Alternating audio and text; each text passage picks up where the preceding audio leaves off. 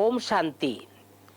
प्यारे भाइयों बहनों, भगवान की मदद इस सुंदर श्रृंखला में एक बार पुनः आप सबका दिल व जान, सिख व प्रेम से बहुत बहुत स्वागत है।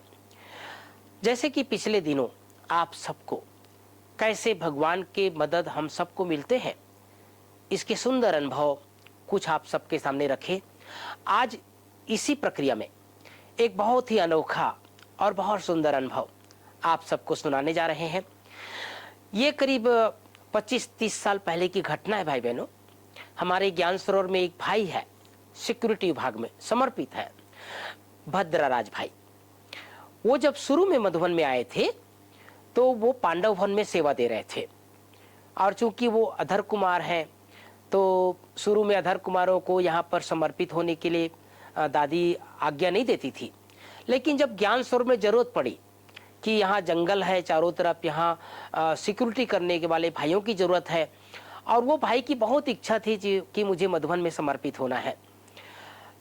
उसने अपनी दीदी के सामने प्रस्ताव रखा, दीदी जी ने दादी के सामने रखा।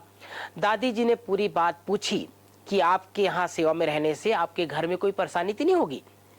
तो उसने कहा कि नहीं दादी, कोई परेशानी नहीं है, मेरे बच्चे सब सेठ हैं और पत्नी भी मेरे बहुत मददगार है। यहाँ समर्पित होने के लिए रहने लग गए वो। पीछे से उनके घर में एक बहुत बड़ी घटना घटी, और वो घटना ये थी कि आज से करीब 20-25 वर्ष पूर्व आप सब जानते हैं नेपाल में माओवादियों का बहुत प्रकोप था, आए दिन हम सबको सुनाई देता था। और उनके घर में, वो जो भद्रराज भाई है, उनके घर में नुमा शाम के समय करीब 20-25 माओवादी युवा आंखों में काले कपड़े बांध करके और सिर में पकड़ी बांध करके और हाथों में रिवाल्वर लेकर के घर के अंदर सब प्रवेश कर गए। और चारों तरफ कोई इधर जा रहा है, कोई उधर जा रहा है।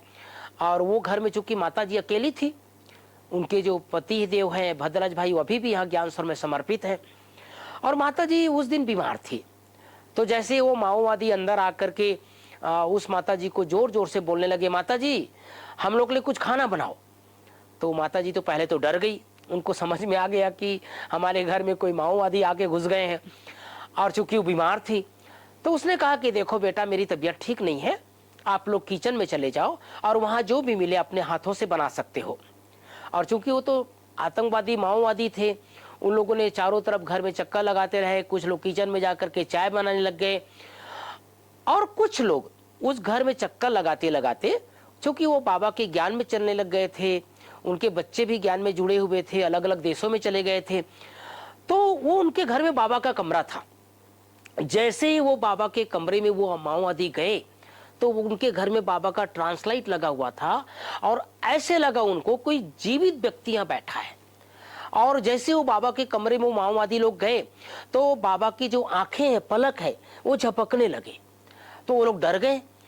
उनको लगा कि ये माता जी, तो हमको सोचा कि माता जी अकेले घर में है, लेकिन इनके घर में तो कोई बुजुर्ग व्यक्ति बैठा है। और तुरंत उसी समय की बात है, वो सारे लोग आपस में चर्चा किए, बोले कोई आध्यात्मिक व्यक्ति इसके घर में है, इस घर में है, हम लोग को यहाँ पर ज्यादा समय नहीं रुकना चाहिए। और ये सत्य घटना है भाई बहनों। थोड़ी देर के बाद वो सारे माओवादी उस घर को उसी स्वरूप में छोड़ करके वापस जंगल में चले गए। तब तक वहां के पुलिस विभाग को सूचना मिल गई कि इनके घर में कोई माओवादी आकर के छुपा है, और चारों तरफ से उस घर को घेर लिया, और घेर करके आवाज दिया, और आवाज दिया तो पता चला वो माओवादी जा चुके थे। तो कितनी बड़ी भगवान की मदद है।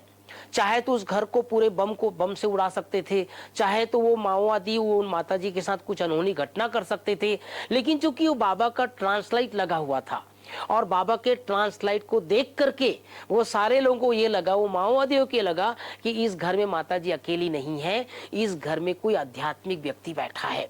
और उसके बाद वो सारे लोग चले गए। फिर अंदर पुलिस आया, पुलिस चारों तरफ चक्कर लगाया, माता जी से पूरी बात पूछी, और उसने कहा मेरी तबीयत ठीक नहीं है। लेकिन वो सारे माओवादी थोड़ी देर के बाद यहाँ से घर से वापस चले गए। तो भाई बहनों, कहने का तात्पर्य ये है कि अगर हम सच्चे दिल से, समर्पण भाव से बाबा को अपना बना लेते हैं, बाबा को घर का मुखिया बना लेते हैं, तो बाबा हमारे हर समय हर पल मददगार बन के रहते हैं। तो अपने अपने घरों में, अपने अपने परिवार में, अपने अपने कारोबार में भी बाबा का फोटो अपने घर में जरूर लगा के रखें और अपने घर का मुखिया बाबा को बना करके रखें। ओम शांति।